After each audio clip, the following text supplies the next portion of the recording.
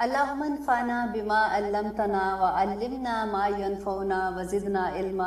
اللهم فقهنا في الدین رب زدنی علما رب زدنی علما رب زدنی علما۔ السلام علیکم ورحمۃ اللہ وبرکاتہ۔ کیا حال ہے آپ لوگوں کے؟ ابھی تک ہم الحمدللہ سورۃ بقرہ کی 40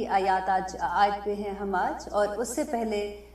ہمیشہ کی طرح میں یہ کہوں گی کہ ہم تھوڑا سا ریکیپ کر لیتے ہیں کہ ابھی تک ہم نے کیا پڑھا تھا، تاکہ آپ لوگ بھولے نہیں، کیونکہ سورۃ بقرہ اتنی لمبی ہے کہ جب ہم بعض دفعہ ہم نے سمجھ نہیں آتی ہے کہ اس میں اندر کیا کیا احکامات ہیں۔ جیسے میں نے شروع میں کہا کہ بعض مفسرین نے یہاں تک کہا ہے کہ سورۃ بقرہ میں 1000 کے قریب احکامات ہیں۔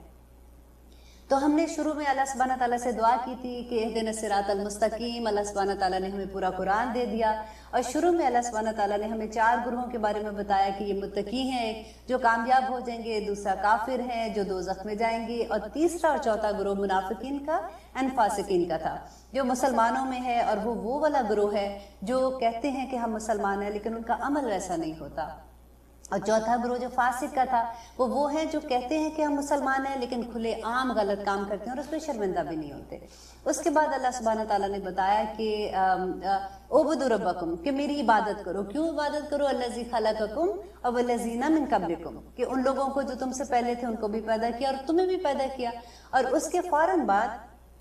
اللہ سبحانہ تعالیٰ ہمیں بتاتے ہیں کہ میں نے تمہیں پیدا کیسے کیا۔ پہلی تخلیق آدم علیہ السلام کی، وہ پورا قصہ میں نے لاسٹ پروگرام میں آپ کو سنایا تھا۔ اس بیوٹیفل قصہ کہ کس طرح سے اتنی عزت دے کے اللہ سبحانہ تعالیٰ نے اتنی تحریم کے ساتھ ہمیں پیدا کیا، اور پھر اللہ سبحانہ تعالیٰ اب پہلے مذہب کی بات کر رہے ہیں کہ دنیا میں پہلا مذہب جو آیا تھا، باقاعدہ جو کتابیں نازل ہوئی، تورات تھی، زبور تھی، انجیل تھی، کہ کس طرح سے اللہ تعالیٰ نے پیغمبر بھیجے۔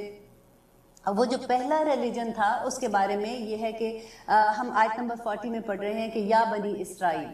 اب بنی اسرائیل کا قصہ بتانے سے پہلے میں آپ کو ایک سٹوری بتاؤں گی۔ ابھی مجھے یوں لگ رہا ہے کہ ہم قرآن تفسیر کے ساتھ ساتھ ہم تاریخ کی کلاس بھی کر رہے ہیں۔ ہمیں ہسٹری آف اسلام کی بھی کتاب کو ساتھ ساتھ لے کے چلنا پڑے گا، تاکہ آپ کو اچھے سے سمجھ آ جائے کہ ہم کس کے بارے میں کیا بات کر رہے ہیں۔ پہلے آدم علیہ السلام کا جب قصہ پڑھا تھا تو پھر پتہ چلتا ہے اچھا اللہ سبحانہ تعالیٰ نے ہمیں ایسے پیدا کیا تھا، پھر یہ جنت میں بھیجا تھا، پھر جب دنیا میں بھیجا تو اللہ تعالیٰ نے یہ بات ہمیں کہی تھی۔ اسی طرح سے جب بنی اسرائیل کا قصہ بیان کر رہے ہیں تو میں آپ کو اس کی بھی ہسٹری آج سناتی ہوں۔ مجھے لگتا ہے کہ آج کے پروگرام میں ہم صرف ہسٹری کی کلاس ہی کر کے واپس چلے جائیں گے، لیکن میں کوشش کروں گی کہ میں اس کو تھوڑا شارٹ کر سکوں۔ وجہ یہ ہے بتانے کی کہ جب آپ کو پتہ چلتا ہے کہ ہوا کیا تھا، یہ قوم کیسے بنی تھی، کیسے نبوت ملی تھی، یہ سارا کچھ کیسے ہوا تھا، تو پھر اور بھی مزہ آتا ہے اس قصے کو سمجھنے میں، کیونکہ پورے قرآن میں ایک یہودیوں کے بارے میں آپ پڑھیں گے کہ بنی اسرائیل کون تھے، یہودی کون تھے، ان کو کیوں یہودی کہا جا رہا تھا، نصارہ کون تھے، عیسائی کو نصارہ کہتے ہیں، اور مسلمان کیا تھے۔ یہ 3 بڑی قومیں ہیں جن کے بارے میں ہم بار بار پڑھیں گے۔ تو اسرائیل جو ہے یہ ایکچولی عبرانی زبان کا لفظ ہے۔ اسرا کہتے ہیں بندے کو، ایل کہتے ہیں اللہ کو۔ تو جیسے ہم عربی زبان میں عبداللہ کہتے ہیں، یا اردو میں ہم کہیں گے کہ اللہ کا بندہ، تو اسی طرح سے بنی جو ہے وہ بیٹے کو، تو اللہ سبحانہ تعالیٰ یہاں پہ جو پکار رہے ہیں کہ یا بنی اسرائیل، اے اسرائیل کے بیٹو، تو یہ بالکل ویسے ہی ہے جیسے کوئی کسی کو پکارتے ہوئے کہے کہ جیسے آپ کے باپ کا نام یا میرے باپ کا نام فار ایگزامپل طفیل ہے، طفیل کی بیٹی، تو وہ محبت بھی ہوتی ہے اور اس میں تنبیہ بھی ہوتی ہے۔ تو اسی طرح سے اللہ سبحانہ تعالیٰ یہاں پہ جب ہمیں بنی اسرائیل کا پورا قصہ سنائیں گے، وہاں پہ کوئی شکایت نہیں ہے، یہ بالکل ایسے ہی ہے جیسے ایک ماں محبت سے اپنے بچے کو پکار کہتی ہے کہ بیٹا تمہارے بھائی نے یہ کام کیا تھا، یا بزنس میں اس طرح سے دوسرے لوگوں کے ساتھ کیا تھا، ان کو یہ نقصان پہنچا، تم ایسے نہ کرنا، یا اس نے یہ کام کیا تھا تو ان کو یہ اسے تکلیف ہوئی تھی تو تم نہ کرنا۔ بالکل وہی چیز آپ اپنے مائنڈ میں رکھیے گا کہ اللہ سبحانہ تعالیٰ ان ساری، ابھی یہ 10 رکوع آئیں گے جو بنی اسرائیل کے بارے میں ہیں، جس میں اللہ سبحانہ تعالیٰ ہمیں بتاتے ہیں کہ اللہ نے کیسے کیسے ان پہ نعمتیں عطا کی تھی، کیسے کیسے ان پہ اپنے فضل کیے تھے، اور انہوں نے کیسے کیسے اللہ کی نافرمانیاں کی تھی۔ ہمیں آج یہ دیکھنا ہے کہ آج جب ہم امت محمدی ہیں، ہم مسلمان ہیں، تو کیا ان میں سے کون کون سی ایسی چیزیں ہیں جو آج ہم کر رہے ہیں، اور ہم اللہ سبحانہ تعالیٰ کے غضب کے، اللہ نہ کرے کہ ہم ضالین میں شامل ہو جائیں یا اللہ تعالیٰ کا غضب ہم پہ آ جائے۔ اب ابراہیم جو بنی اسرائیل تھے، یہ قوم جب حضرت ابراہیم علیہ السلام کے 2 بیٹے تھے، اسماعیل اور اسحاق علیہ السلام۔ اسماعیل علیہ السلام جو تھے ان کی والدہ کا نام جو تھا وہ ہاجرہ تھا، اور اسحاق علیہ السلام کی ماں کا نام سارہ تھا۔ یہ حضرت ابراہیم کی 2 بیویاں تھیں جن میں سے ان کی 2 اولادیں تھیں، اور یہ دونوں اولادیں حضرت ابراہیم کو بڑھاپے میں ملی تھی۔ جب اسماعیل علیہ السلام پیدا ہوئے تو اللہ سبحانہ تعالیٰ کی طرف سے حکم آ گیا کہ ان کو مکہ کی طرف چھوڑ کے آنا ہے۔ اب آپ دیکھیے کہ ذرا امیجن کیجئے کہ بڑھاپے کی اولاد، اور وہ بھی پھر حکم آ جائے کہ اب ان کو ایسی جگہ پہ چھوڑو جہاں پہ کوئی آبادی نہیں ہے، کوئی کچھ نہیں ہے۔ اب ابراہیم علیہ السلام کو اللہ تعالیٰ نے ویسے ہی نہیں قرآن پاک میں کہا کہ خلیل اللہ ہیں، اللہ کے دوست ہیں وہ۔ ابراہیم علیہ السلام اپنے بیٹے کو لیتے ہیں اور اپنی بیوی کو لیتے ہیں، اور وہ جا کے مکہ کی طرف ہجرت کرتے ہیں، ان کو لے کے جاتے ہیں۔ وہاں پہ ان کے پاس کیا تھا؟ ایک پانی کا مشکیزہ تھا، کچھ کھجوریں تھی۔ وہاں پہ جب چھوڑ کے آتے ہیں، جب وہ واپس آ رہے ہوتے ہیں تو بی بی ہاجرہ ان کے پیچھے بھاگتی ہیں اور ان کو کہتی ہیں کہ آپ ہمیں کہاں چھوڑ کے جا رہے ہیں؟ وہ آگے سے کوئی جواب نہیں دیتے۔ وہ کہتی ہیں کہ جب تیسری دفعہ وہ پوچھتی ہیں تو ان کو یہ کہتی ہیں کہ کیا یہ آپ کے اللہ کا حکم ہے؟ تو ابراہیم علیہ السلام ہاں میں سر ہلاتے ہیں۔ تو بی بی ہاجرہ کہتی ہیں کہ اگر تو یہ آپ کے رب کا حکم ہے نا تو مجھے کوئی اعتراض نہیں ہے اس پہ، انشاءاللہ آپ کا رب جو ہے وہ ہمیں ضائع نہیں کرے گا۔ اب یہاں پہ دیکھیے کہ بی بی ہاجرہ کا صبر، کین یو امیجن؟ آپ دیکھیں یہ انسانوں کی بات ہو رہی ہے نا، یہ فرشتے تو نہیں اترے تھے کہ کس طرح سے، کیونکہ نوح علیہ السلام کے زمانے میں جب سیلاب آیا تھا تو ساری دنیا بہا کے لے گیا تھا، اور اس وقت یہ تھا کہ مکہ میں جو کعبہ تھا وہ بھی بہہ گیا تھا پانی میں، تو کوئی چیز نہیں تھی۔ آپ اگر مکہ میں کبھی گئے ہیں عمرہ حج کرنے کے لیے، آپ نے دیکھا ہوگا کہ وہاں پہ پہاڑ کس طرح کے، اندھیری راتیں اور وہ پہاڑ اور وہ سارا کچھ۔ ابھی بھی ہاجرہ واپس آ جاتی ہے۔ اب ابراہیم علیہ السلام کی بھی فرما برداری دیکھیے کہ ان کو حکم ہوا اور کس طرح سے اپنی اولاد اور بیوی کو وہاں پہ چھوڑ کے چلے گئے۔ اب وہ واپس آتی ہیں، اور وہ پھر آپ نے وہ قصہ سنا ہوگا کہ جب بچے کو بھوک لگتی ہے، وہ کھجوریں ختم ہو جاتی ہیں، پانی ختم ہو جاتا ہے، کیسے وہ صفا مروہ پہ بھاگتی ہیں، دوڑتی ہیں، اور وہ کس طرح سے پانی تلاش کر رہی ہیں، اور وہ پھر کس طرح سے آب زمزم وہاں پہ نکلتا ہے۔ آپ یہاں پہ یہ دیکھیے کہ بی بی ہاجرہ کا صفا مروہ پہ بھاگنا اللہ سبحانہ تعالیٰ کو وہ اتنا پسند آیا کہ رہتی دنیا تک تمام انسانوں کو، آدمی کو، عورت کو، بچوں کو ان کے قدموں پہ چلا دیا، اور نہ صرف چلایا بلکہ ہر قدم پہ ثواب رکھ دیا۔ ہمارا عمرہ اور حج کمپلیٹ ہی نہیں ہوتا اگر ہم یہ صفا مروہ کی صحیح نہیں کرتے ہیں۔ اب یہاں پہ دیکھیے کہ اب وہاں پہ وہ چھوڑ جاتے ہیں ان کو، تو اب آب زمزم کا چشمہ نکل آتا ہے، وہاں سے ایک قبیلہ گزرتا ہے۔ قبیلہ کے لوگ، جیسے وہاں پہ یہ ہوتا تھا کہ جہاں بھی پانی ہوتا تھا وہاں پہ وہ لشکر ٹھہر جاتا تھا، وہاں پہ وہ پانی دیکھتے ہیں تو وہاں پہ اپنے ایک بیچ میں سے آدمی کو بھیجتے ہیں کہ یہ کس کا ہے مالک، اس کا، اس چشمے کا کون ہے۔ وہ بی بی ہاجرہ کے پاس جاتے ہیں اور ان سے کہتے ہیں کہ ہم یہاں پہ پڑاؤ ڈالنا چاہتے ہیں، اور پانی کے عوض وہ بات ان کی ہو جاتی ہے کہ تم کھانا دو گے اور یہ کرو گے وہ کرو گے، اور پھر وہ ادھر ہی پڑاؤ ڈال دیتے ہیں۔ یہ قبیلہ جرہم کے لوگ تھے۔ اب قبیلہ جرہم کا وہاں پہ آباد ہونا، اور انہی قبیلے کی لڑکی سے حضرت اسماعیل علیہ السلام کی شادی بھی ہوئی تھی۔ اب دیکھیے اللہ سبحانہ تعالیٰ نے ان کو دوستیاں بھی دے دی ہیں، ان کو رہنے کے لوگ بھی دے دیے، ان کو کھانے پینے کا انتظام کر دیا، وہ ایک بڑے سے قبیلے کے ساتھ رہنا شروع ہو گئی تھی۔ اب یہ سٹوری، اب دیکھیے نبی صلی اللہ علیہ وسلم کے نبوت سے پہلے اب یہاں پہ کوئی نبی نہیں ہے، ٹھیک ہے، آلموسٹ آپ سوچے 4000 سال کا عرصہ گزر گیا، یہاں پہ کوئی نبی نہیں آئے، اور اسی لیے نبی صلی اللہ علیہ وسلم کو امی بھی کہا جاتا ہے کہ یا ان کے پاس کوئی علم نہیں تھا، اور اس طرح سے ان کا قبیلہ چلتا رہا۔ انشاءاللہ جہاں پہ وہ سٹوری آئے گی، یہ والی شاخ انشاءاللہ ہم وہاں پہ ڈسکس کریں گے۔ اب دوسری طرف آئیے کہ حضرت اسحاق علیہ السلام، حضرت ابراہیم کے دوسرے بیٹے، اور ان کی بیوی جو حضرت ابراہیم کی دوسری بیوی سارہ میں سے جو پیدا ہوئے تھے۔ اسحاق علیہ السلام کو اللہ سبحانہ تعالیٰ نے، قرآن میں ہی ہے کہ اللہ تعالیٰ نے ان کو خوشخبری دی یعقوب علیہ السلام کی، اینڈ یعقوب علیہ السلام کے پھر 12 بیٹے تھے جو 12 قبیلے بھی بنے، اور سب سے بڑے بیٹے کا نام یہودا تھا، اور انہی کے بیٹوں میں سے 2 بیٹے جو حضرت یوسف علیہ السلام اور بنیامین کی بات آپ سورہ یوسف میں پڑھیں گے،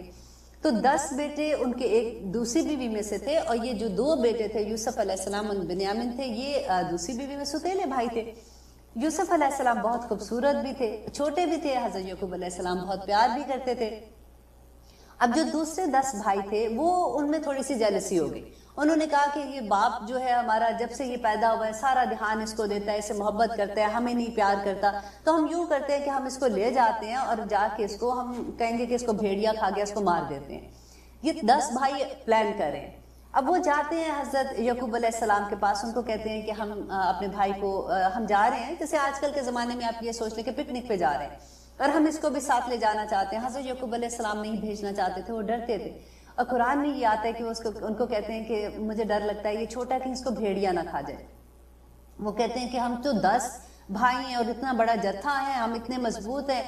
تو ہم ایسا نہیں ہوگا, ہم سارے اس کے یہ باہر نکلے گا, اس کو مزہ بھی آئے گا. تو حضرت یعقوب علیہ السلام بھیج دیتے ہیں. اب یوسف علیہ السلام جب ان کے ساتھ جاتے ہیں تو کیا ہوتا ہے کہ وہاں پہ جب یہ پلان کرتے ہیں تو ان کا جو سب سے بڑا بھائی ہے یہودا, وہ ان کو یہ کہتا ہے کہ دیکھو اس کو قتل نہ کرو, ہم یہ کرتے ہیں کہ اس کو, یہ کنواں ہے یہاں پہ, ہم اس میں پھینک دیتے ہیں تاکہ ہمارے اوپر قتل کا الزام بھی نہیں آئے گا. ہم کہیں گے باپ کو جا کے کہ اس کو بھیڑیا کھا گیا. اب وہ اس کو کنویں میں پھینک دیتے ہیں. اب دیکھیے اس کنویں میں اللہ سبحانہ تعالیٰ کی حکمت دیکھیے کہ ان کو کیا الہام ہوتا ہے, وہی ہوتی ہے کہ وہ سکون سے اس کنویں میں بیٹھے ہوئے ہیں. اب یہ بھائی واپس جاتے ہیں حضرت یعقوب علیہ السلام کو, کہتے ہیں کہ وہ اس کو بھیڑیا کھا گیا. وہ روتے ہیں اور وہ اس کی قمیض جو ہے اس کو پھاڑ کے لے جاتے ہیں اور اس میں جانور کا خون لگا دیتے ہیں. یہ انشاءاللہ جہاں جہاں یہ سٹوری آئے گی میں مور ڈیٹیل میں آپ کو بتاؤں گی. ابھی میں کوشش کر رہی ہوں کہ میں جلدی سے آپ کو تھوڑا سا ان کا بیک گراؤنڈ بتا دوں تاکہ آپ اگلے 10 رکوع کیونکہ بنی اسرائیل کے بارے میں ہے تو آپ کو اچھے سے اندازہ ہو جائے کہ یہ کیا کن کی بات ہو رہی ہے. اب وہاں پہ کیا ہوتا ہے کہ ایک قافلہ گزرتا ہے. پھر وہی بات کہ کنواں تھا, پانی تھا, تو وہ وہاں پہ ایک آدمی کو بھیجتے ہیں کہ وہ جا کے کنویں سے پانی لے کے آئے. جب وہ اپنا ڈول ڈالتا ہے پانی کے اندر تو پانی جب باہر پھینکتا ہے تو حضرت یوسف علیہ السلام چھوٹے سے تو تھے, وہ پانی وہ ڈول کے میں بیٹھ کے اوپر آ جاتے ہیں. اب اس زمانے میں کیا ہوتا تھا کہ غلام بکتے تھے, انسان بکتے تھے جو غلام ہوتے تھے. تو وہ جو ڈول اوپر اٹھاتا ہے وہ دیکھتا ہے, وہ بڑا خوش ہوتا ہے, وہ کہتا ہے کہ چلو جی یہ تو ایک قسم کا مال آ گیا ہاتھ میں, تو ہم جائیں گے, کیونکہ یہ لوگ مصر سے آ رہے تھے اور مصر میں واپس جا رہے تھے. اب شام سے مصر کا سفر آپ دیکھیں, یہاں آگے آگے آپ جب پڑھیں گے نا تو آپ یاد رکھنا کیونکہ یہ شام میں تھے, رائٹ. شام میں حضرت یوسف علیہ السلام کیسے مصر پہنچے, تو وہ ایسے پہنچے تھے کہ یہ قافلہ ان کو لے گیا اور مصر کے بازار میں جا کے پھر یہ بکے. اور وہاں پہ جس آدمی نے اس کو خریدا وہ مصر کا بہت دولت مند آدمی تھا. وہ ان کو اپنے گھر لے کے گیا, اپنی بیوی کو یہ کہا کہ یہ بچہ جو ہے میں نے خریدا ہے اور اس سے اچھا سلوک کرنا, میں بھی ہم اس کو اپنی اولاد کی بنا لیں, مطلب ہم اپنا بچہ بنا لیں گے, یہ اس سے ہمیں فائدہ ہوگا. تو بیوی جیسے وہ گھر میں اپنے ان کے پلتے ہیں, بڑھتے ہیں, بڑے ہوتے ہیں. اب جب یہ جوان ہوتے ہیں نا تو بیوی کو ان سے وہ خوبصورت اتنے ہوتے ہیں. قرآن میں بھی آپ پڑھتے ہیں کہ حضرت یوسف علیہ السلام کے حسن کے بارے میں جو لکھا تھا کہ ان کی بیوی کو ان سے محبت ہو جاتی ہے. اب وہ پھر ایک قصہ آئے گا آگے کہ کیسے وہ کمرے میں دروازہ بند کر لیتی ہے اور ان کو اپنی طرف پکارتی ہے, اور وہ کہتے ہیں کہ مجھے اللہ سے ڈر لگتا ہے اور میں مطلب اکیلا بھی ہوں لیکن اللہ ہمارے درمیان میں ہے اور میں کوئی ایسا کام نہیں کرنا چاہتا کہ میرے مالک جو ہے اس کو تکلیف ہو, یا میں جو بھی مطلب وہ انہوں نے منع کیا اسے. اور وہ بھاگے دروازے کی طرف, جب دروازے کی طرف بھاگتے ہیں تو آگے اس کا خامند کھڑا ہوتا ہے جیسے دروازہ کھلتا ہے. تو آپ دیکھیے وہ حالت کیا اس وقت ہوگی کہ سامنے اس کا میاں کھڑا ہے. اچھا دا مومنٹ بیوی, آپ کو ایسا لگے گا یہ آج کی کوئی ڈرامہ دیکھ رہے ہیں ٹی وی پہ یا پھر کوئی قصہ پڑھ رہے ہیں کسی کا. تو جیسے ہی بیوی نے اپنے خامند کو دیکھا تو اس نے پوری بات بدل دی. اس نے کہا کہ دیکھو یہ آدمی جو ہے تم نے اس کو غلام کو کہاں سے کہاں پہنچایا, اتنی عزت دی, تو یہ تمہاری بیوی کے ساتھ غلط کام کرنا چاہ رہا ہے. تو خیر اینی وے شارٹ کرتے ہوئے میں سناتی ہوں کیونکہ انشاءاللہ یہ سٹوری جہاں پہ آئے گی وہاں پہ میں آپ کو ڈیٹیل بتاؤں گی کہ ان کو جیل ہو جاتی ہے حضرت یوسف علیہ السلام کو. اب یوسف علیہ السلام جیل میں بھی جاتے ہیں تو وہ اپنی تبلیغی وہاں پہ کرتے ہیں. وہاں پہ کیا ہوتا ہے کہ جو مصر کا بادشاہ ہے اس کے 2 نوکر وہاں پہ آتے ہیں, قید ہو کے آتے ہیں. وہ حضرت یوسف علیہ السلام سے باتیں بھی سنتے ہیں, ان کو پتا ہوتا ہے کہ یہ ایک نیک بندہ ہے, وہ اللہ سبحانہ تعالیٰ کے بارے میں ان کو بتاتے ہیں, تبلیغ بھی کرتے ہیں. اب کیا ہوا یہ آپ سنتے رہیے, لیتے ہیں چھوٹی سی بریک, پھر انشاءاللہ آپ کو یہ قصہ میں آگے لے کے جاؤں گی. آپ سن رہے ہیں قرآن میری زندگی. ہم قصہ سن رہے ہیں بنی اسرائیل کا کہ وہ کیا تھے اور کیسے وہ مصر تک پہنچے. اب یوسف علیہ السلام جب قید میں تھے تو وہ جو 2 قیدی ہیں جو بادشاہ کے غلام تھے وہ وہاں پہ تھے, اور وہاں پہ کیا ہوتا ہے کہ ان میں سے ایک جو قیدی تھا اس کو ایک خواب آتا ہے. وہ یوسف علیہ السلام کے پاس جاتے ہیں اور اپنی خواب کی تعبیر پوچھتے ہیں کیونکہ یوسف علیہ السلام کو اللہ سبحانہ تعالیٰ نے خواب کی تعبیر کا بھی علم دیا تھا. وہ جب ان کو بتاتے ہیں کہ اس خواب کی یہ تعبیر ہے اور وہ واقعی سچ ہو جاتی ہے, پھر وہ کیا ہوتا ہے کہ جب وہ چھٹ کے واپس جاتے ہیں تو وہاں کا جو بادشاہ اس کو ایک خواب آتا ہے. وہ لوگوں کو بلاتا ہے, اپنے مشیر کو بلاتا ہے, ان سے پوچھتا ہے, کسی کو خواب کی تعبیر نہیں سمجھ آتی ہے. تو اس بندے کو یاد آتا ہے جو جیل سے آیا تھا کہ وہاں پہ ایک آدمی تھا جو یوسف کے نام سے تھے اور وہ اس طرح سے خوابوں کی تعبیر بتاتے تھے. وہ بادشاہ کو بتاتے ہیں, وہ کہتے ہیں اچھا تم ان کے پاس جاؤ اور پوچھ کے آؤ. وہ خواب کی تعبیر بتاتے ہیں تو یوسف وہ بڑا خوش ہوتا ہے بادشاہ، وہ ان کو جیل سے بلا لیتے ہیں اور پھر ان کو کہتے ہیں کہ اب تم کیا چاہتے ہو، میں تمہیں کیا انعام دوں. تو حضرت یوسف علیہ السلام نے، کیونکہ وہ خواب آئے گا انشاءاللہ وہاں پہ میں اس کی بھی آپ کو ڈیٹیل بتاؤں گی کہ ان کو قحط آ جائے گا ان کے مصر میں، اس کے بارے میں وہ خواب تھا. تو یوسف علیہ السلام ان کو کہتے ہیں کہ اگر آپ مجھے جو خزانہ، آپ آج کی زبان میں سوچ لیں کہ خزانے کے گورنر کو کیا کہتے ہیں، کہ مطلب مجھے جو اس کا ڈپارٹمنٹ ہے جہاں پہ میں یہ چیز دیکھوں گا کہ خزانے کا کیسے حفاظت کرنی ہے، تو مجھے آپ ادھر لگا دیں. وہ ان کی بات مانی جاتی ہے، ان کو وہ وہاں پہ مشیر لگا دیتے ہیں خزانے کا. تو اب کیا ہوتا ہے، کیونکہ یہ اتنے نیک ہوتے ہیں، وہ اپنی جب لوگ ان سے ملتے ہیں، ان کو دیکھتے ہیں، ان کی بڑی عزت ہوتی ہے، اور ایک ویسے بھی بادشاہ نے ان کو رکھا ہوا ہوتا ہے. تو وہاں پہ جب قحط پڑتا ہے اور ان کی عقل مندی سے وہ کس طرح سے گندم کو بچاتے ہیں اور کیسے وہ گندم خرچ کرتے ہیں، اس کا جو بھی ایک ڈیٹیل آئے گی انشاءاللہ صورت میں، تو وہاں پہ میں آپ کو اس کا بھی تذکرہ کروں گی. تو اب کیا ہوتا ہے کہ جس وقت قحط آتا ہے تو سارے اراؤنڈ جگہوں پہ بھی آتا ہے. اب شام میں جب لوگوں کو وہاں پہ گندم ختم ہوتی ہے تو وہاں سے لوگ آتے ہیں ان کے پاس گندم مانگنے کے لیے، کیونکہ انہوں نے سیو کی ہوتی ہے. تو وہاں سے ان کے بھائی آتے ہیں. تو یہ حضرت یوسف علیہ السلام اپنے بھائیوں کو پہچان جاتے ہیں، لیکن وہ نہیں پہچانتے کیونکہ یوسف علیہ السلام اس وقت بہت چھوٹے تھے، اب وہ جوان آدمی بن چکے تھے. لیکن یوسف علیہ السلام اپنے بھائیوں کو جوانی میں دیکھا ہوتا ہے تو وہ پہچان جاتے ہیں. اب وہ پھر ایک اور سارا قصہ آئے گا کہ کس طرح سے ان کو دیتے ہیں اور پھر کیسے یوسف علیہ السلام ایک تدبیر کرتے ہیں، کیسے وہ اپنے بھائیوں کو، پھر ان کو پتہ چل جاتا ہے کہ یہ ہمارے بھائی ہیں، اور پھر کیسے ان کو وہ کہتے ہیں کہ اب تم سارے مصر میں میرے پاس آ جاؤ. اور ان کے پوری فیملی جو ہوتی ہے حضرت یعقوب علیہ السلام کو پتہ چلتا ہے، اور وہ کیسے وہ پھر سارے مائگریٹ ہو کے مصر میں آتے ہیں. اب یہاں پہ آپ لوگ یہ دیکھیں کہ جب وہ مصر میں آگے ہیں تو پھر فرعون بھی تو مصر میں تھا، اور پھر وہ جب ان کے اوپر ظلم ہوتا ہے تو کیسے یہ دریا سے نکلتے، دریا دو ٹکڑے ہو جاتا ہے اور وہ بیچ میں سے کیسے نکل کے جاتے ہیں. تو یہ سارا مصر کا واقعہ آگے پڑھیں گے نا تو پھر میں آپ کو انشاءاللہ وہاں کی ڈیٹیل بھی بتاتی رہوں گی. اب آپ کو یہاں تک تو پتہ چل گیا نا کہ یہ خاندان مصر میں کیسے آیا تھا. اب دیکھیے یہ نبیوں کی اولادیں تھی، سارے کے سارے ایک نبی کے بعد دوسرا، اور ایک ہی خاندان میں سے آ رہے ہیں نا، اور انہی کے خاندان کے آگے بچے ہیں، انہی کے خاندان کے بڑے ہیں. اب مصر میں اتنی عزت، اتنا احترام ان کو مل رہا ہے کیونکہ یوسف علیہ السلام کی وجہ سے. اب یوسف علیہ السلام کی وجہ سے جو احترام ان کو مل رہا ہے تو وہ آگے کیا کرتے ہیں، آگے چلیے ہم پڑھیں گے تو انشاءاللہ اب آپ کو مزہ آئے گا کہ یا بنی اسرائیل، اے اسرائیل کے بیٹو، اذکرو یاد کرو نعمتی میری نعمت کو، التی وہ جو انعمت علیکم جو میں نے انعام کی تم پر. اب کیا انعام کیا تھا اللہ سبحانہ تعالیٰ نے؟ یہاں پہ اللہ تعالیٰ وہ جو نعمت ان کو یاد کرا رہے ہیں وہ نبوت کی نعمت یاد کرا رہے ہیں کہ کتنے کیسے میں نے نبی تم پہ بھیجے اور کیسے میں نے تمہیں فضیلت دی.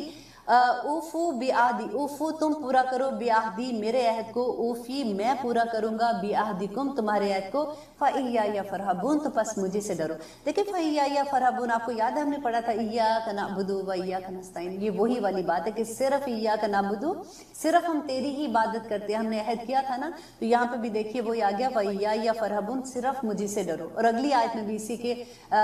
ملتا جلتا لفظ آئے گا انشاءاللہ، وہاں پہ میں آپ کو بتاؤں گی. اب یہاں پہ اللہ تعالیٰ کون سی نعمت یاد کرا رہے ہیں؟ ان کو نبوت کی نعمت یاد کرا رہے ہیں. اور کون سا عہد کہہ رہے ہیں؟ کیونکہ اولڈ ٹیسٹمنٹ میں باب نمبر 18 میں آیت نمبر 18 اور 19 میں اللہ سبحانہ تعالیٰ توراہ میں کہہ رہے ہیں کہ میں ان کے بھائیوں میں سے تیری مانند ایک نبی بھیجوں گا اور اس کے منہ میں اپنا کلام ڈالوں گا اور وہ کچھ بتائے گا جو میں اس کو کہوں گا. تو ان کی کتابوں میں یہ حکم تھا ان کو کہ ایک نبی آئے گا. تو اسی وجہ سے تو یہ مدینہ میں آ کے رکے تھے. بنو قینقاع، بنو نذیر، بنو قریظہ کی جو میں نے ہسٹری آپ کو بتائی تھی کہ یہ 3 قبیلے کیوں آئے تھے، کیونکہ یہ اس وقت نبی صلی اللہ علیہ وسلم کی پیدائش سے 500 سال پہلے ان کے اوپر رومن نے حملہ کیا تھا اور ان کو اپنا غلام بنا لیا تھا. ان کو اتنا مارتے تھے، ان کے ساتھ غلامی کراتے تھے. تو ان کی کتابوں میں ان کو پتا تھا کہ ایک نبی اس علاقے میں آئے گا، تو وہ یہاں پہ آ کے بسنا شروع ہو گئے تھے. تو اللہ تعالیٰ وہ عہد یاد کرا رہے ہیں کہ وہ عہد یاد کرو جب میں نے تمہیں کہا تھا کہ ایک نبی آئے گا تو اس کا تم ساتھ دو، مت ایسی حرکتیں کرو. اور وہ آمنو اور ایمان لاؤ، بیما ساتھ اس وجہ سے، انزلتو جو میں نے نازل کیا. اب دیکھیں نبی صلی اللہ علیہ وسلم پہ قرآن نازل ہو رہا ہے نا، تو ان کو کیا کہہ رہے ہیں کہ ان کو کہہ دو کہ وہ آمنو اور ایمان لاؤ، بما اس پر، انزلتو جو میں نے نازل کیا، مصدقاً تصدیق کرنے والا ہے، لما اس کی، معکم جو تمہارے پاس ہے. تو یہودیوں کے پاس کیا تھا اس وقت؟ بنی اسرائیل کے پاس، ان کے پاس تورات تھی. تو وہ تورا کی بھی انزلتو جو میں نے نازل کیا، اللہ نے کیا نازل کیا تھا نبی صلی اللہ علیہ وسلم پر؟ قرآن پاک۔ یہاں پہ دیکھیے وہ لوگ جو یہ کہتے ہیں نا کہ کوئی ضرورت نہیں ہے، جو بھی ریلیجن کا ہے وہ اپنے ریلیجن میں رہے، پھر بھی یہ ہو جائے گا وہ جی۔ یہاں پہ آپ یہ دعویٰ جب ہم کبھی کسی کو کرتے ہیں نا، جو لوگ بھی کرتے ہیں، اگر کبھی یہودی سے آپ کی بات ہوتی ہے، کبھی کسی کو بتانا ہو تو آپ یہ آیت یاد کر لیں، اور یہ آیت آپ کوٹ کر سکتے ہیں کہ اللہ سبحانہ تعالیٰ نے کہا کہ انزلت مصدقا لما معکم، کہ وہ اس پر ایمان لاؤ جو میں نے نازل کیا تم پر، اور جو تصدیق کرنے والا ہے جو تمہارے پاس ہے۔ وَلَا تَكُونُوا أَوَّلَ كَافِرٍ بِهِ، اور پہلے کافر انکار کرنے والے مت بن جاؤ، کیونکہ یہودی جو تھے وہ صاحب علم تھے۔ اب مدینہ کے لوگوں کو تو یہ پتا تھا، کیونکہ وہاں پہ 2 قبیلے تھے، اوف خزرج تھے، ان کے پاس تو علم نہیں تھا، ان کو یہ پتا تھا کہ ان کے پاس تو آسمانی کتاب ہے۔ اگر یہ نبی صلی اللہ علیہ وسلم پر یقین لے آئیں گے، کیونکہ نبی صلی اللہ علیہ وسلم بھی وہی بات کہہ رہے ہیں، اللہ سبحانہ تعالیٰ کی بتا رہے، جبرائیل علیہ السلام وہی لے کے آتے ہیں، اسی مذہب کی کنٹینیوٹی تھی یہ والی۔ تو اب وہ اللہ سبحانہ تعالیٰ کہہ رہے ہیں کہ تم پہلے انکار کرنے والے نہ بن جاؤ، وَلَا تَشْتَرُوا بِآيَاتِي، اور نہ بیچو میری آیات کو ثمناً قلیلا، تھوڑی قیمت پر میری آیات کو نہ بیچو، وَإِيَّايَ فَاتَّقُونِ، دیکھیں پھر وہ آ گیا، اور صرف مجھ سے تقوی اختیار کرو۔ وَلَا تَشْتَرُوا بِآيَاتِي ثَمَنًا قَلِيلًا کیا ہے؟ یہ وہی فتوے کی بات ہے کہ جب ہم چھوٹی سی قیمت پہ کسی کی عزت حاصل کرنے کے لیے یا کسی کو خوش کرنے کے لیے ہم فتویٰ دے دیتے کہ نہیں قرآن میں ایسے نہیں لکھا ہوا، قرآن میں یہ بات ایسے ہے، قرآن میں ایسے، یا پھر ہم کوئی ایسا حکم جو سخت حکم ہے نا، اس کو ہم اتنا اور چیزیں زن اس میں ڈال کے، یا اس میں اتنی ادھر کی بات ادھر کی بات کہ لوگوں کو اصل بات ہی بھول جائے کہ اصل بات کیا کہی تھی۔ تو لوگوں کو بہکا دینا جس کو کہتے ہیں، کہ تھوڑی سی قیمت پہ کسی کو خوش کرنے کے لیے۔ اب آپ فار ایگزامپل ہم کوئی ہمیں انوائٹ کرتے ہیں نا اپنے گھر میں، اور وہ ہمیں کہتے ہیں کہ جی آ کے آپ درس دیں، اور ساتھ وہ کہتے ہیں دیکھیں آپ ذرا ایسی والی بات نہ کرنا کیونکہ ہمارا عقیدہ تھوڑا سا اس طرح کا ہے، اور ہم کہیں کہ ٹھیک ہے ہم اللہ سبحانہ، ہم قرآن کی بات کرنے جا رہے ہوتے ہیں نا، اس میں ہم یہ نہیں کر سکتے ہیں۔ جو واضح احکامات ہیں ان کو واضح ہی رکھنا چاہیے۔ ایک عالم کے لیے یہ بہت بڑی بات ہوتی ہے کہ آپ کو جب قرآن آپ کے سامنے کھلتا ہے تو آپ اپنی خواہش کے مطابق اس لفظوں کو چینج نہیں کر سکتے ہیں۔ یہاں پہ اللہ تعالیٰ یہی کہہ رہے ہیں وَلَا تَشْتَرُوا بِآيَاتِي، اور نہ بیچو میری آیات کو ثمناً قلیلا۔ دیکھیں اللہ سبحانہ تعالیٰ جس نے انسان کو بنایا ہے نا، اس کو سب اس کی کمزوریوں کا بھی پتا تھا، اسی لیے کھول کھول کے بیان کر دیا فَإِيَّايَ فَاتَّقُونِ، تو پس مجھے سے تقوی اختیار کرو۔ ولا، اور نہ تلبسوا الحق، اور نہ گڑمٹ کرو حق کو، بالباطل، باطل کے ساتھ، وتکتموا الحق، اور نہ چھپاؤ حق کو، وانتم تعلمون، تم تو جانتے ہو اس بات کو۔ گڑمٹ کیسے حق کو کرتے ہیں؟ دیکھیں وہ چیز جیسے اب کوئی لوگ ہوتے ہیں وہ کچھ نیکیاں کر رہے ہوتے ہیں، ظاہری طور پہ فار ایگزامپل لگے گا کہ آپ کسی کو دیکھو کہ ماشاءاللہ پوری نمازیں بھی پڑھ رہے ہیں، ساتھ اسی محفل میں بیٹھا ہے، تھوڑی دیر اذان کی آوازیں، چلو جی چلو نماز کا ٹائم ہو گیا ہم نماز پڑھ لیں، اور وہ دیکھنے میں بھی اچھے لگ رہے ہیں، پھر واپس آ کے بیٹھتے ہیں تو کسی کے بارے میں چغلی بھی لگا دیے،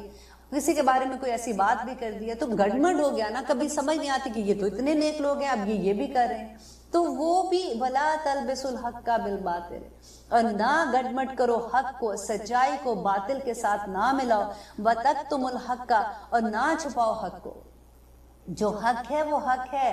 جیسے کہتے ہیں جنت حق ہے، دوزخ حق ہے، قیامت حق ہے، ہر چیز یہ حق ہے۔ اللہ سبحانہ تعالیٰ نے بہت واضح طور پہ بتا دی، یہ صرف بنی اسرائیل کے لیے نہیں ہے، یہ آج کے مسلمان کے لیے بھی یہی بات ہے کہ ہمیں دیکھنا ہے کہ ہم کہاں پہ حق کو اور باطل کو آپس میں ملا رہے ہیں۔ ہم درمیان کا راستہ کہتے ہیں نا کہ نہیں بڑی آسانی، بس درمیان کا راستہ پکڑو، ایسے تو نہیں ہو سکتا، ہم ایسی زندگی تو نہیں گزار سکتے ہیں۔ تو وَلَا تَلْبِسُوا الْحَقَّ بِالْبَاطِلِ وَتَكْتُمُوا الْحَقَّ وَأَنْتُمْ تَعْلَمُونَ، اور تم جانتے ہو۔ وَأَقِیمُوا الصَّلَاةَ، اور نماز قائم کرو۔ دیکھیے یہ حکم کس کو دیا جا رہا ہے؟ یہ اس وقت ان کی توراہ میں بھی یہی حکم دیا گیا تھا، یہ جو بنی اسرائیل ہیں یہ ان کو بھی یہی حکم تھا کہ وَأَقِیمُوا الصَّلَاةَ، نماز قائم کرو، وَآتُوا الزَّکَاةَ، اور زکوٰۃ دو، وَارْکَعُوا مَعَ الرَّاکِعِینَ، اور رکوع کرنے والوں کے ساتھ رکوع کرو۔ اب دیکھیے نماز کا تو ذکر آ ہی گیا تھا، وہ دوبارہ سے وَارْکَعُوا مَعَ الرَّاکِعِینَ کیوں کہنے کی ضرورت تھی؟ اب وہ لوگ جو با جماعت نماز کو کہتے ہیں نا کہ نہیں با جماعت نماز کا نہیں حکم ہے، یہ والی آیت یاد کر لیں، وَارْکَعُوا مَعَ الرَّاکِعِینَ، یہ اکیلے تو نہیں ہے، ساتھ رکوع کرنے والوں کے، یہ حکم ان کو بھی تھا۔ آپ کو یاد ہے جب نبی صلی اللہ علیہ وسلم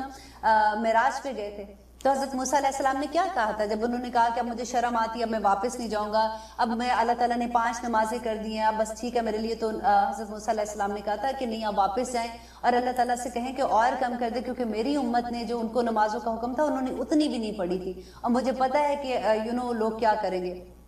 تو نبی صلی اللہ علیہ وسلم نے کہا تھا کہ اب نہیں، میں واپس جاؤں گا، اب میں اسی پہ خوش ہوں، اور اللہ سبحانہ تعالیٰ نے کہا تھا کہ تم جتنی یہ 5 نمازوں میں بھی اللہ سبحانہ تعالیٰ اتنا ہی اجر دیں گے جتنا اللہ تعالیٰ نے پہلی دفعہ حکم دیا تھا کہ اتنی نمازیں پڑھنی چاہیے۔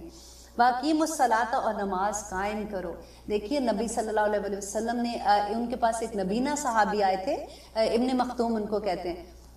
وہ آئے، آ کے انہوں نے کہا کہ میں اندھا ہوں، کیونکہ دیکھیے وہاں پہ مکہ کا ذرا مدینہ کا آپ سوچیے رات کا ٹائم ہوگا تو وہ چلنا ان کے لیے کتنا مشکل ہے، تو میں مسجد میں نہیں آ سکتا، کئی دفعہ مسجد نہیں آ سکتا، تو کیا میرے لیے اس میں اتنی سہولت ہے کہ اگر میں گھر میں نماز پڑھ لوں؟ تو نبی صلی اللہ علیہ وسلم نے پہلے کہا ٹھیک ہے، کیونکہ وہ نبینا تھے، لیکن جیسے ہی وہ جانے لگے تو نبی صلی اللہ علیہ وسلم نے ان کو واپس بلایا، تو ان کو کہا کہ آپ مجھے یہ بتائیے کیا آپ کے گھر میں نماز کی اذان کی آواز جاتی ہے؟ تو انہوں نے کہا کہ ہاں، تو انہوں نے کہا کہ اگر جاتی ہے پھر آپ کے لیے کوئی اس میں گنجائش نہیں ہے، آپ کو مسجد میں آ کے نماز پڑھنی پڑے گی۔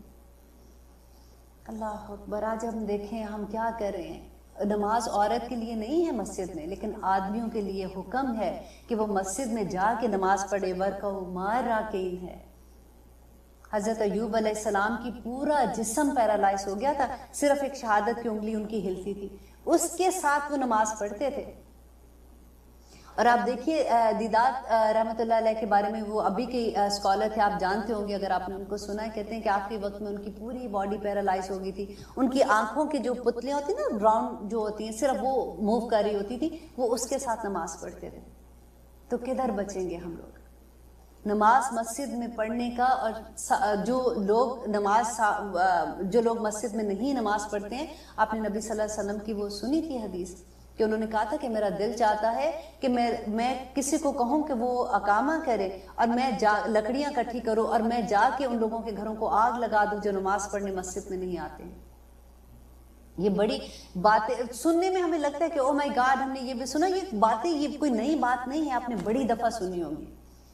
لیکن دیکھیے اس کے باوجود ہمارے بیٹے ہمارے خاوند گھروں میں ہوتے ہیں، ہم نے کبھی یہ سوچا ہے کہ ہم کیا آہستہ آہستہ کہنے سے ہوتا ہے نا؟ اگر دیکھیں میرا خاوند جو ہے وہ کسی ماں کا تو بیٹا تھا،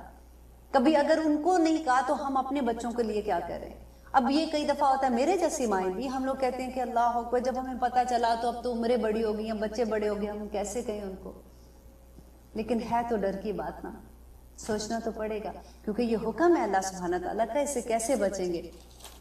اور آگے اللہ سبحانہ تعالیٰ کہہ رہے ہیں اتامرون الناس، کیا تم حکم دیتے ہو لوگوں کو بالبر، نیکی کا، وتنسون، اور تم بھول جاتے ہو، انفسکم، اپنے آپ کو، وانتم، اور تم تتلون الکتاب، تم تو کتاب پڑھتے ہو، افلا تعقلون، کیا تم عقل نہیں رکھتے ہو؟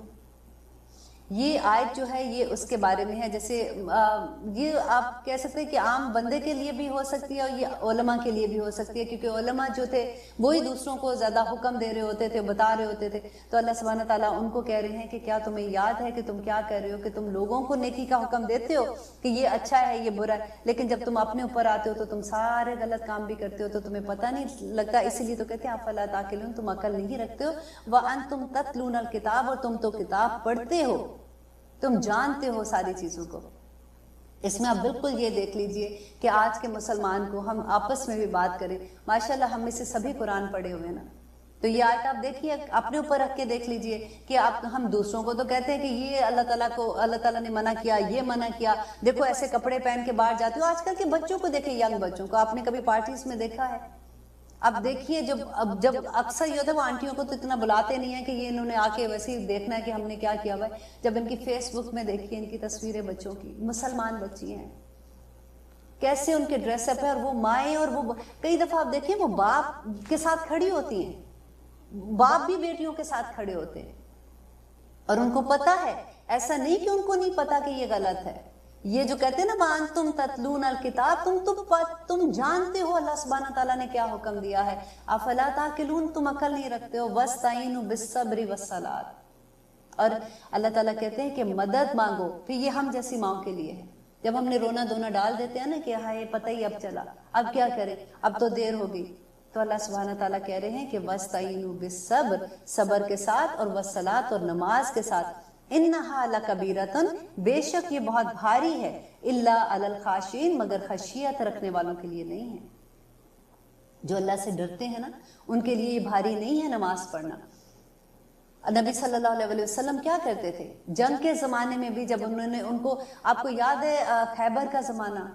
آپ کو یاد ہے جب جو خندق کھودی گئی تھی، اللہ اکبر، اس وقت کیا حال تھا۔ ایک طرف پوری طرف سے کافر آگے تھے، اور دوسری طرف یہ بھی ڈر تھا کہ جو ہمارے گھر کے اندر، جو مدینہ کے اندر یہود ہیں، وہ بھی حملہ کر دیں گے۔ نبی صلی اللہ علیہ وسلم کہتے ہیں کہ وہ اس سے خوفناک رات میں نے آج تک نہیں گزاری تھی، کہ جب مجھے اندر سے بھی خطرہ تھا اور مجھے باہر بھی خطرہ تھا کہ اگر یہود وہاں سے حملہ کر دیتے ہیں تو پھر کیا ہوگا، کیونکہ صرف عورتیں اور بچے وہ چھوڑ کے آئے تھے، اور صرف ایک صحابی چھوڑ کے آئے تھے۔ یہ بھی بڑا خوبصورت قصہ تھا کہ نبی صلی اللہ علیہ وسلم خندق کی جب لڑائی جنگ ہو رہی تھی تو عورتوں کو اور بچوں کو ایک قلعے میں چھوڑ کے آئے تھے، اور وہاں پہ حسان جو تھے اس وقت ایک شاعر تھے، وہ ان کی حفاظت میں چھوڑ آئے تھے۔ اب حسان کو کیوں چھوڑ کے آئے تھے؟ کیونکہ وہ یہ کہا کرتے تھے کہ میں تو تلوار اور تیر نہیں چلا سکتا، میں تو شاعر ویسے بھی نرم دل کے ہوتے ہیں، نرم مزاج ہوتے ہیں۔ اب دیکھیں نبی صلی اللہ علیہ وسلم نے یہ نہیں کہ تم تو منافق ہو، تم یہ نہیں کر رہے ہو، تم اس وقت تو ایک ایک بچے کی بھی ضرورت ہے، ایک ایک انسان کی ضرورت ہے، اور تم کہہ رہے ہو کہ میں نہیں ہتھیار اٹھا سکتا۔ جو انسان کی جو قابلیت ہوتی ہے نا اس کو دیکھنا چاہیے کہ اس کو کیسے ہم استعمال کر سکتے ہیں اللہ کی راہ میں۔ حسان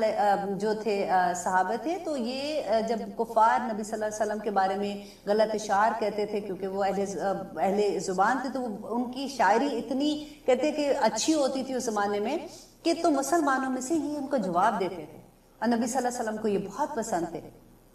اب ان کو عورتوں اور بچوں کی حفاظت کے لیے ایک آدمی کو چھوڑ گئے۔ اب کیا ہوا کہ جب یہودی جو تھے وہاں پہ، انہوں نے بنو نذیر کا قبیلہ تھا، انہوں نے کیا کہا کہ وہ مل گئے، ان کے ساتھ کفار کے ساتھ مل گئے۔ یہ انشاءاللہ جب ان کا قصہ آئے گا تو میں آپ کو سناؤں گی کہ کیا ہوا تھا ایکچولی، کیسے وہ ان کے ساتھ ملے تھے۔ ان کے ساتھ جب مل گئے، انہوں نے عہد شکنی کا ارادہ کر لیا، تو ایک آدمی کو بھیجا دیکھنے کے لیے کہ ذرا دیکھ کے آؤ کہ کیا سچویشن ہے ادھر۔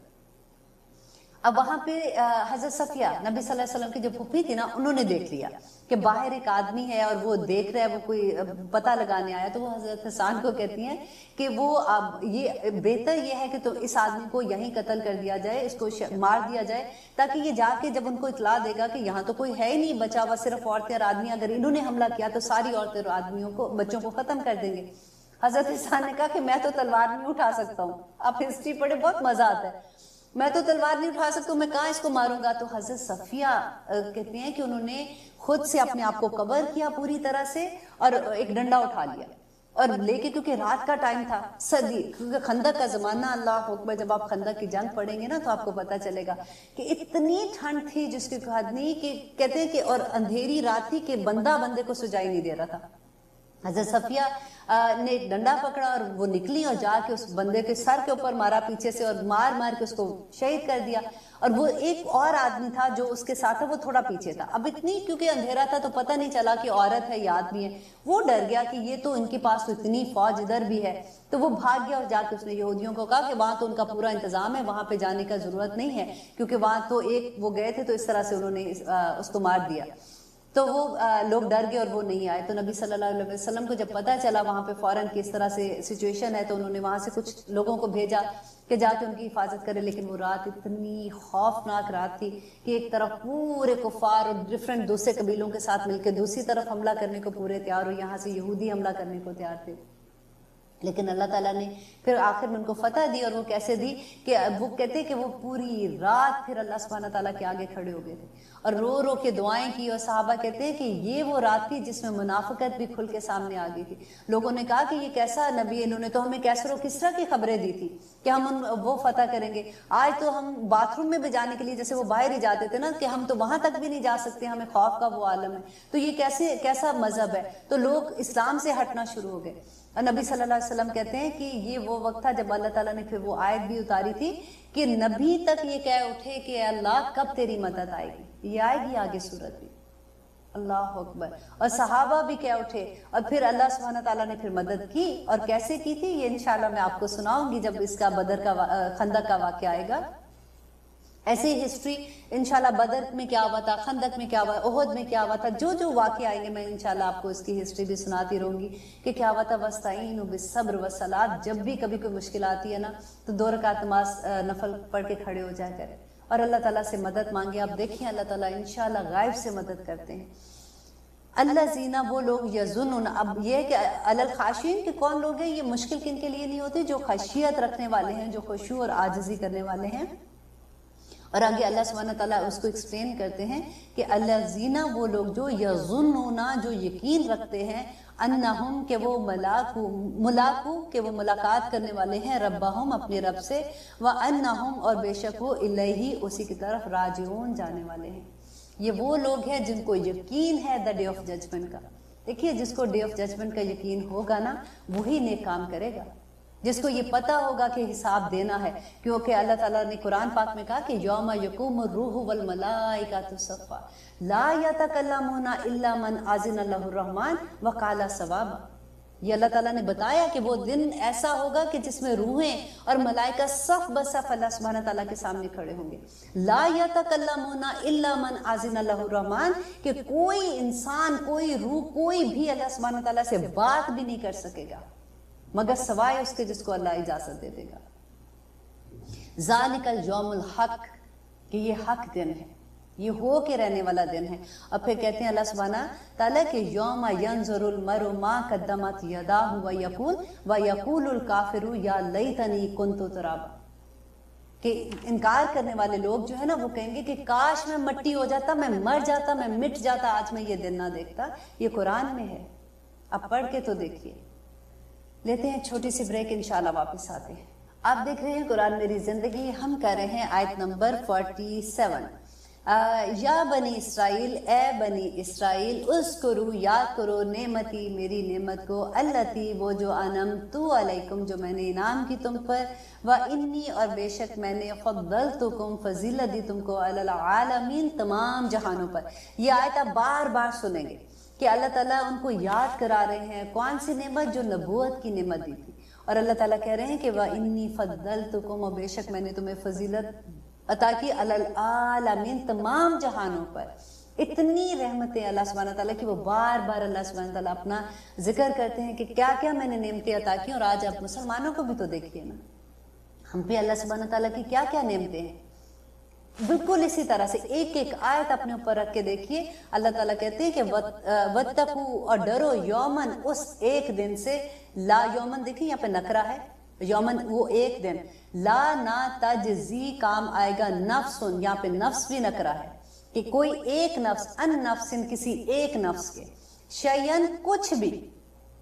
یہ آیت کو غور سے پڑھیے گا جب آپ گھر میں اس کو پڑھیں گے نا کہ وَاتَّقُوا يَوْمًا لَا تَجْزِي نَفْسٌ عَن نَفْسٍ شَيْئًا، کہ ڈرو اس دن سے جس دن ایک انسان بھی کسی دوسرے انسان کے کام نہیں آئے گا، وَلَا يُقْبَلُ اور نہ قبول کی جائے گی، مِنْهَا اس سے شفاعتٌ کوئی سفارش، یا دیکھیں شفاعتٌ بھی نکرہ ہے یہاں پہ،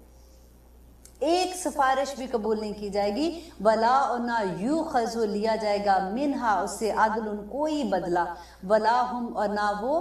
ینصرون اور نہ وہ مدد کیے جائیں گے۔ یہ اس ایک آیت میں اللہ تعالیٰ نے سب چیزوں کی نفی کر دی ہے۔ آپ اسی آیت کے جواب میں آپ ذرا سورۃ انفطار پوری پڑھ کے دیکھیے گا گھر میں، جس کے بارے میں نبی صلی اللہ علیہ وسلم نے کہا تھا کہ یہ وہ سورت ہے جس نے مجھے بوڑھا کر دیا ہے،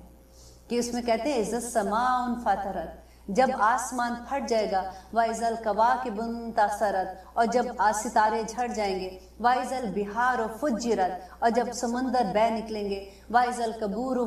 بُعْثِرَتْ اور جب قبریں جو ہیں وہ اکھاڑ دی جائیں گی، عَلِمَتْ نَفْسٌ مَا قَدَّمَتْ وَأَخَّرَتْ اور جان لے گا ہر انسان، یہاں پہ دیکھیے عَلِمَتْ نَفْسٌ، یہاں بھی نفس جو ہے نا وہ نکرہ آیا ہے کہ ہر نفس جان لے گا مَا قَدَّمَتْ وَأَخَّرَتْ کہ اس نے آگے کیا بھیجا اور پیچھے کیا رکھا تھا۔ یا ایھا الانسان، اے انسان، ما غرک بربک الکریم کہ تجھے کس چیز نے دھوکے میں رکھا تیرے رب کریم کے لیے، تو کس دھوکے میں ہے کہ وہ اس دن میں کچھ نہیں ہونا۔ اور اسی صورت میں اللہ سبحانہ تعالیٰ 2 دفعہ کہتے ہیں آگے جا کے کہ کون سا یہ اللہ تعالیٰ کہتے ہیں کہ تم قیامت کے دن کو کہتے ہو کہ یہ دن کیسا ہوگا، اور یہ دن کیسا ہوگا تمہیں یہ پتہ نہیں، ما ادراکا کے لفظ ہے کہ تمہیں تو ادراک ہی نہیں ہے، تمہیں پتہ ہی نہیں کہ وہ دن کیسا ہوگا۔ آپ کبھی پڑھا تو کریں نا. جب انشاءاللہ دیکھیں میں جب یہ کہتی ہوں اس کا یہ مطلب نہیں ہے کہ آپ لوگ پڑھتے نہیں ہیں, یہ ایسا لگتا ہے میرے دل سے آواز نکلتی ہے, میں اپنے لیے بھی کہتی ہوں. وہ ایک ہی سورت جب دوسری دفعہ پڑھتے ہیں تو اور طرح سے سمجھ آتی ہے, تیسری دفعہ پڑھتے ہیں اور طرح. یہی قرآن کا اعجاز بھی ہے. تو اللہ تعالیٰ یہاں پہ جو کہتے ہیں کہ وَاتَّقُوا, اور ڈرو, یومن, اس دن سے, لا تجزی, نہ کام آئے گا, نفسن, نفسن, کسی نفس کے, شیئن, کچھ بھی. کہ اگر ہمیں یہ لگتا ہے نا کہ کوئی آ کے ہماری سفارش کر دے گا, تو یہاں پہ دیکھیے وہ رد آ گیا ہے کہ کوئی نفس کسی کی سفارش نہیں کرے گا. ولا یقبل, نہ قبول کی جائے گی, منہا, اس سے, شفاعت, کوئی سفارش, ولا یؤخذ منہا عدل, اور نہ ہی کوئی بدلہ دیا جائے گا. قرآن میں اللہ سبحانہ تعالیٰ کہتے ہیں کہ اس دن کوئی چیز ہمارے پاس, ہم دیں گے بھی کیا. دیکھیے بدلہ جو ہے نا اس دن صرف ہمارے اعمال ہوں گے, جو نیک اعمال ہم لے کے جا رہے ہیں وہی ہوں گے نا. اور ہمارے پاس کتنی کو نیکیاں ہوں گی, ماری باندھی تو ویسے ہی معصوم سی نیکیاں لے کے جائیں گے. اور اوپر سے اگر کوئی آ گیا جس کا ہم نے حق نہ دیا ہوگا,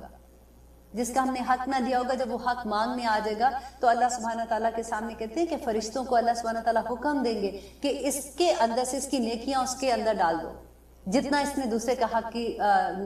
نہیں دیا ہوا کسی کو. آخر میں وہ بندہ بالکل کہتے ہیں خالی ہاتھ رہ جائے گا. تو ولا یؤخذ منہا عدل ولا ہم ینصرون, اور نہ ہی وہ مدد کیے جائیں گے. اللہ اکبر. وَإِذْ, اور جب نَجَّيْنَاكُمْ, نجات دی ہم نے تم کو, من آل فرعون, فرعون سے. اب دیکھیے یہ والی آیت میں, اب میں نے آپ کو جو شروع میں ایک سٹوری سنائی تھی بنی اسرائیل کی کہ وہ مصر میں کیسے پہنچے تھے, اور مصر میں کیا ہوا تھا کہ اب مصر میں جب وہ آگے تھے, اب ان کو بڑی عزت مل رہی تھی حضرت یوسف علیہ السلام کی وجہ سے. اور اب کیا تھا, آہستہ آہستہ جب یوسف علیہ السلام فوت ہو گئے, اس کے بعد ان لوگوں میں پھر سے بگاڑ آنا شروع ہو گیا. ان کی حرکتیں جو ہیں وہ آہستہ آہستہ وہ اس طرح کی ہونا شروع ہو گئی کہ دوسری قوموں نے ان کے اوپر کہتے ہیں کہ فرعون جو تھا وہ انہوں نے ان کو غلام بنا لیا اپنا. اب وہ کیا کرتا تھا, دیکھیے اب اتنی یہ بھی ڈر والی آیات ہیں آگے کہ وَإِذْ نَجَّيْنَاكُمْ مِنْ آلِ فِرْعَوْنَ, اور جب ہم نے نجات دی تم کو, من آل فرعون, فرعون سے, یسومونکم, وہ تکلیف دیتے تھے, سوء العذاب, بہت سو کہتے ہیں گندا برا عذاب, جو تکلیف دے عذاب نا, سوء العذاب, برے عذاب سے. یذبحون ابناکم, وہ تمہارے بیٹوں کو ذبح کر دیتے تھے, ویستحیون, اور وہ زندہ چھوڑ دیتے تھے, نساءکم, تمہاری عورتوں کو. وفی ذالکم بلاؤن, اور اس میں بہت بڑی آزمائش تھی, من ربکم, تمہارے رب کی طرف سے, عظیم عظیم, رب عظیم کی طرف سے. دیکھیے یہ کیا کرتے تھے. اب دیکھیں ابھی آج کل کے زمانے میں آپ دیکھیے مسلمانوں کا, آپ نے یہ سنا ہے نا کہ